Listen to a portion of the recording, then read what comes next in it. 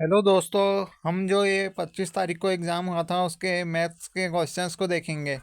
तो आइए शुरू करते हैं। तो ये इसका पहला क्वेश्चन है, यानी 51वां क्वेश्चन है। प्रथम एन प्राकृतिक संख्याओं का मानक विचलन क्या होगा?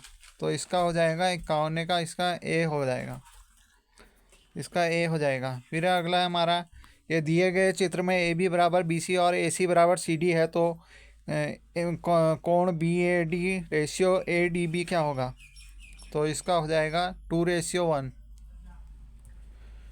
इसका हो जाएगा 2:1, यानी कि ये। फिर अगला हमारा 53, दी हुई आकृति में बी परपेंडिकुलर ए सी और ये ई बी सी 40 डिग्री है और डी एस सी 30 डिग्री है, तब अल्फा और बीटा के मान क्रमशः क्या होंगे? तो इसका हो जाएगा ऑप्शन नंबर बी सही। इसका ऑप्शन नंबर बी सही होगा। फिर अगला हमारा, यदि 6 छात्रों की लंबाई बराबर है और प्रत्येक की लंबाई 6 फीट है तो उनका माध्य विचलन क्या होगा? तो इसका हो जाएगा ऑप्शन नंबर डी, 0।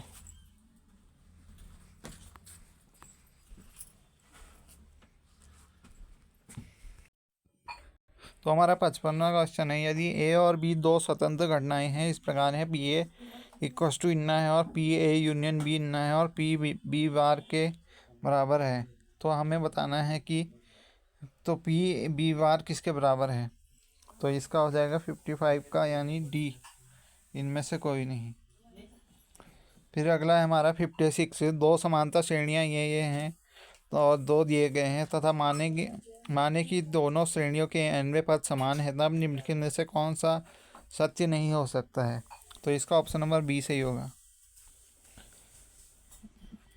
फिर अगला हमारा 57 है, ये हमें बहुपद दिया गया है, हमें क्या जोड़ा जाए कि परिणामी बहुपद को x-2 से भाग देने पर 3 शेष रहे?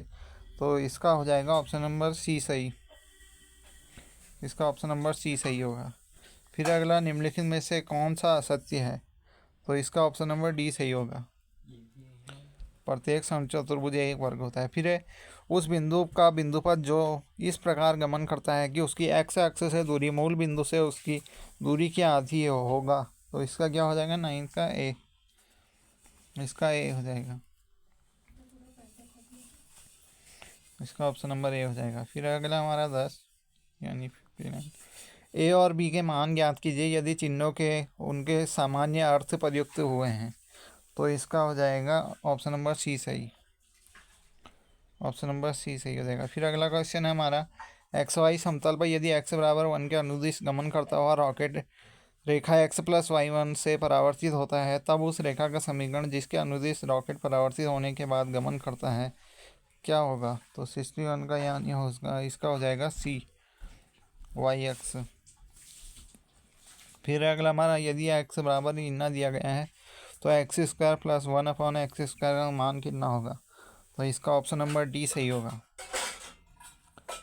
फिर अगला क्वेश्चन है हमारा, ये दिया गया है, यदि ये बहुपद दिया गया है को x-2 से विभाजित करने पर अवशेष 1 प्राप्त होता है, तो अल्फ़ा का मान बताओ। तो अल्फ़ा का मान हो जाएगा ऑप्शन नंबर बी सही, 2। फिर अगला क्वेश्चन है हमारा, प्राकृतिक संख्या ये 10⁻n-1 के अंकों का योग इतना दिया गया है जहाँ n एक प्राकृतिक संख्या है, तो n का मान कितना है? तो इसका हो जाएगा ऑप्शन नंबर बी सही, 41।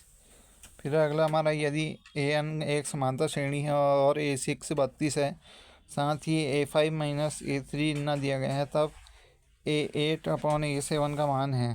तो 65 का जो होगा वो हो जाएगा ऑप्शन नंबर डी सही, 42वां। फिर अगला हमारा 66 है, यदि चतुर्भुज ABCD जिसमें ओ केंद्र वाले वृत्त के भीतर बना है, तब निम्नलिखित में से दो कथन पर विचार कीजिए।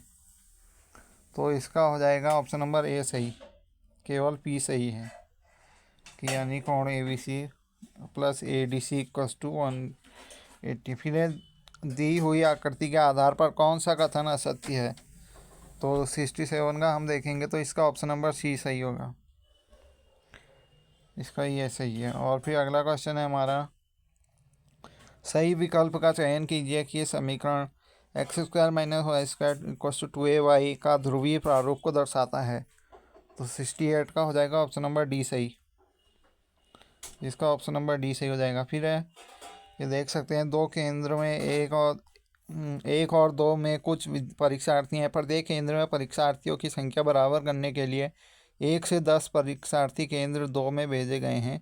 लेकिन यदि 20 परीक्षार्थी केंद्र 2 में केंद्र ए में भेजे जाते हैं तो केंद्र 1 में परीक्षार्थियों की संख्या केंद्र 2 में परीक्षार्थियों की संख्या की 2 गुने हो जाती है।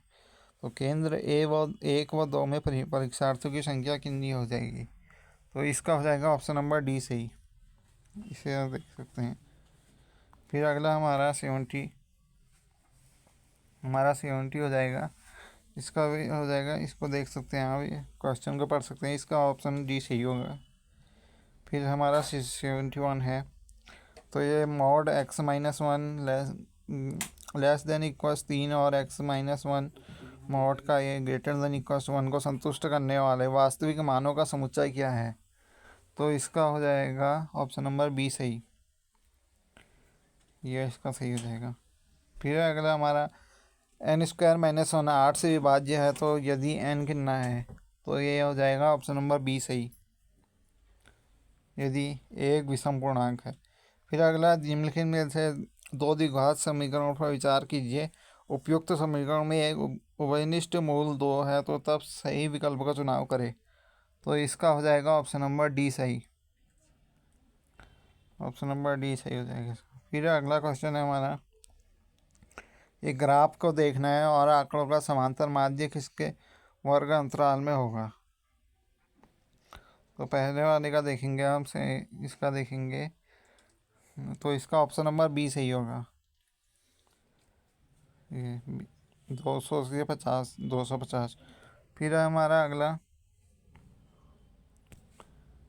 या इसका देखेंगे, इसका हो जाएगा ऑप्शन नंबर सी सही होगा। इसका बी नहीं है, ये सी सही होगा। फिर अगला हमारा, इसका हो जाएगा ऑप्शन नंबर बी सही। इसका ऑप्शन नंबर बी सही होगा। और फिर हमारा इसका हो जाएगा, इसका भी ऑप्शन नंबर बी सही होगा, इसमें जो एरिया निकालना है। फिर अगला हमारा 77, तो इसका ऑप्शन सी सही होगा। इसका ऑप्शन नंबर सी सही होगा। फिर हम देखेंगे 78, द्विघाती समीकरण ये दिया गया है कि अपरिमेय मूल हैं यदि, तो इसका क्या होगा? ऑप्शन नंबर ए सही होगा, यदि ए बराबर -7/4। फिर हमारा 79, तो इसका हो जाएगा ऑप्शन नंबर डी सही। इसका भी ऑप्शन नंबर डी सही होगा।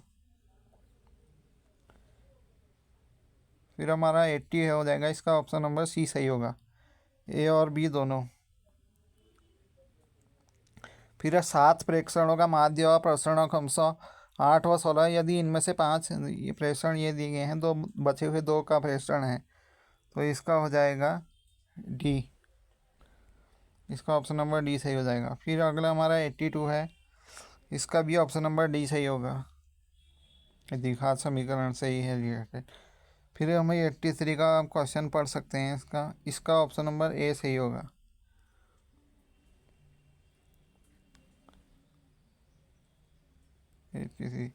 फिर 84 का है ये, किन्हीं दो भिन्न वास्तविक, इसमें आप क्वेश्चन को पढ़ सकते हैं। तो इसका हो जाएगा ऑप्शन नंबर डी सही, सत्य नहीं है। फिर अगला 85 है हमारा, ये दिया गया है अल्फा प्लस बीटा एक बहुपद आर एक्स का मूल है और आर एक्स इतना दिए गए, तो निम्नलिखित में से कौन सा आवश्यक रूप से सत्य है? तो 85 का हो जाएगा हमारा ऑप्शन नंबर डी सही, उपरोक्त में से कोई नहीं। फिर अगला हमारा 86, निम्नलिखित में से कौन सा कथन वास्तविक संख्याओं के समुच्चय आर संख्याओं के समुच्चय क्यू और अपरिमेय संख्याओं के समुच्चय ये क्यू की पावर सी के लिए सत्य है? तो 86 का हो जाएगा हमारा ऑप्शन नंबर डी सही। फिर अगला हमारा 87, दिए गए हुए चित्र में एंगल बी ए सी 60 डिग्री है और तो ए बी सी 65 डिग्री है, तब हमें कौन सा कथन सत्य होगा? तो 87 का ऑप्शन नंबर ए सही होगा। इसका ऑप्शन नंबर ए सही होगा। फिर अगला है हमारा 88, तो यदि ये एक अभिनव सिक्के में चित्र में आने की प्रायिकता पट आने की प्रायिकता से 3 गुनी हो, तब उस सिक्के के 3 उछालों में कम से कम एक पट आने की प्रायिकता कितनी होगी। तो इसका हो जाएगा ऑप्शन नंबर ए सही, ऑप्शन नंबर ए सही होगा इसका। फिर 89, तो त्रिभुज ये है और ये है, और तो हमें बताना है। तो 3 विकल्पों के मान भिन्न हैं, तो 4 विकल्पों में से कौन सा है मान अन्य 3 विकल्पों के मान से भिन्न है, तो ये बताना है। तो इसका ऑप्शन नंबर डी सही होगा, ऑप्शन नंबर डी सही होगा। फिर अगला, यदि ए और बी वास्तविक संख्याएं हैं तो रैखिक समीकरण मूल कितना होगा, तो इसका ऑप्शन नंबर बी सही होगा। इसके अपरिमित रूप से अनेक घोल होंगे यदि 2a = b होगा। और 91 है हमारा, तो इसका होगा, माना एक श्रेणी यह है, इसको परिभाषित की गई है, तो A5 क्या होगा। तो A5 हमारा ऑप्शन नंबर सी सही होगा, 9। A5 हमारा 9 होगा। फिर 92 है हमारा, यदि cos θ = -1 है तो θ कितना होगा, तो इसका हो जाएगा ऑप्शन नंबर ए सही, इसका ऑप्शन नंबर ए सही होगा। फिर अगला हमारा 93, दी गई आकृति में रेखाखंड ए बी और रेखाखंड सी डी समांतर हैं, तो और रेखाखंड बी सी का मध्य बिंदु है, तब निम्नलिखित में से कौन सा कथन सही नहीं है, तो इसका हो जाएगा ऑप्शन नंबर सी सही, तो इसका ऑप्शन नंबर सी सही होगा, इसका ऑप्शन नंबर सी सही होगा। फिर अगला हमारा 94 है, यदि द्विघात समीकरण ये है कि मूल केवल धनात्मक वास्तविक मूल है, तब क्या कौन सी कंडीशन लागू होगी, तो इसका ऑप्शन नंबर सी सही होगा।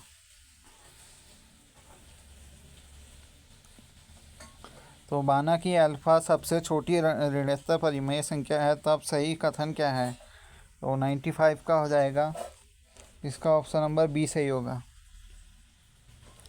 ऑप्शन नंबर बी सही होगा। और फिर इसका क्या होगा, सरल रेखा हो इतना y = x और y = -x और y = 5 द्वारा घिरे त्रिभुज का क्षेत्रफल कितना होगा, तो इसका ऑप्शन नंबर बी सही होगा,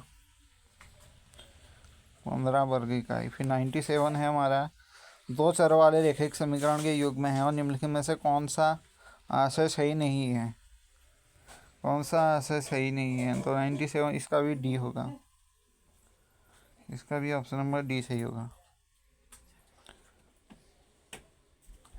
फिर अगला हमारा, एक टावर जिसकी ऊंचाई एल से और शीर्ष से 2 बिंदु 2 पास जाने वाली रेखा पर है, तो अनुमान कोण इतना है, तो बिंदुओं के बीच की दूरी कितनी होगी, तो ये बताना है, इसका ऑप्शन नंबर सी सही होगा, ऑप्शन नंबर सी सही होगा। फिर अगला हमारा, 2 आकृतियाँ समरूप हैं यदि और केवल यदि, तो इसका हो जाएगा ऑप्शन नंबर सी सही, समान आकृति लेकिन समान माप आवश्यक नहीं।